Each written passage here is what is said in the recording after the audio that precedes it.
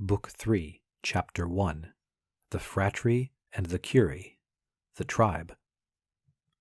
As yet we have given no dates, nor can we now. In the history of these antique societies, the epochs are more easily marked by the succession of ideas and of institutions than by that of years. The study of the ancient rules of private law has enabled us to obtain a glimpse, beyond the times that are called historic, of a succession of centuries during which the family was the sole form of society. This family might then contain within its wide compass several thousand human beings. But in these limits, human association was yet too narrow for material needs, since this family hardly sufficed for all the chances of life, too narrow for the moral needs of our nature, for we have seen how incomplete was the knowledge of the divine, and how insufficient was the morality of this little world. The smallness of this primitive society corresponded well with the narrowness of the idea then entertained of the divinity. Every family had its gods, and men neither conceived of nor adored any save the domestic divinities. But he could not have contented himself long with these gods, so much below what his intelligence might attain.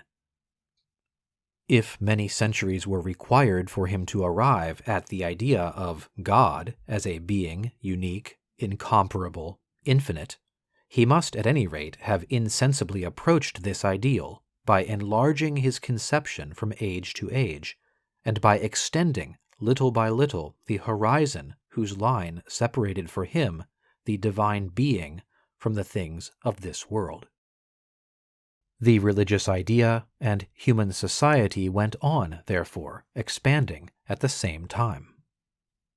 The domestic religion forbade two families to mingle and unite, but it was possible for several families, without sacrificing anything of their special religions, to join at least for the celebration of another worship, which might have been common to all of them. And this is what happened. A certain number of families formed a group, called, in the Greek language, a Phratria, in the Latin, a Curia. Did there exist the tie of birth between the families of the same group? This cannot be affirmed. It is clear, however, that this new association was not formed without a certain enlargement of religious ideas. Even at the moment when they united, these families conceived the idea of a divinity superior to that of the household, one who was common to all, and who watched over the entire group. They raised an altar to him, lighted a sacred fire, and founded a worship. There was no Cury or Phratry that had not its altar and its protecting god.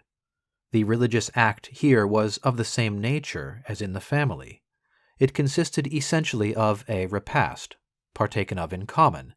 The nourishment had been prepared upon the altar itself and was consequently sacred. While eating it, the worshippers recited prayers. The divinity was present and received his part of the food and drink. These religious repasts of the Cury lasted a long time at Rome. Cicero mentions them, and Ovid describes them. In the time of Augustus, they had still preserved all their antique forms. I have seen in those sacred dwellings, says a historian of this epoch, the repast displayed before the god. The tables were of wood, according to ancestral usage, and the dishes were of earthenware. The food was loaves, cakes of fine flour, and fruits. I saw the libations poured out.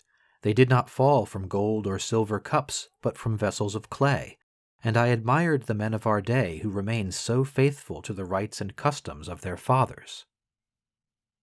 At Athens, these repasts took place during the festival called Apaturia. There were usages remaining in the latest period of Greek history which throw some light upon the nature of the ancient Phratry. Thus we see that in the time of Demosthenes, to be a member of a Phratry, one must have been born of a legitimate marriage in one of the families that composed it, for the religion of the Phratry, like that of the family, was transmitted only by blood. The young Athenian was presented to the Phratry by his father, who swore that this was his son. The admission took place with a religious ceremony. The Phratry sacrificed a victim and cooked the flesh upon the altar. All the members were present. If they refused to admit the newcomer, as they had a right to do, if they doubted the legitimacy of his birth, they took away the flesh from the altar. If they did not do this, if, after cooking, they shared with the young man the flesh of the victim, then he was admitted and became a member of the association. The explanation of these practices is that the ancients believed any nourishment prepared upon an altar and shared between several persons established among them an indissoluble bond and a sacred union that ceased only with life. Every Phratry or Cury had a chief, a Curion or Patriarch, whose principal function was to preside at the sacrifices. Perhaps his attributes were at first more extensive.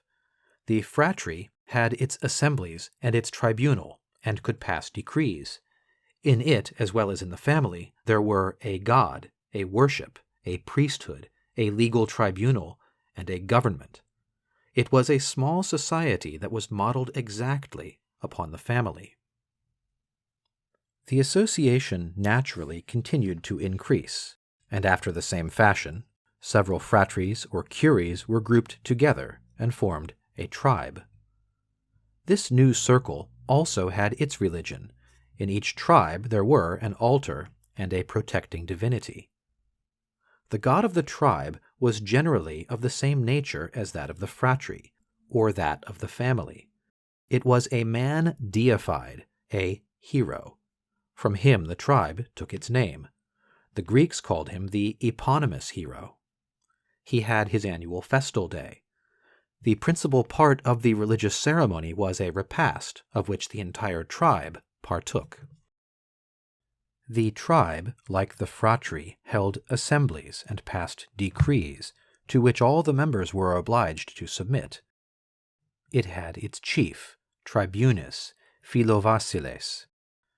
From what remains to us of the tribe, we see that, originally, it was constituted to be an independent society, as if there had been no other social power above it.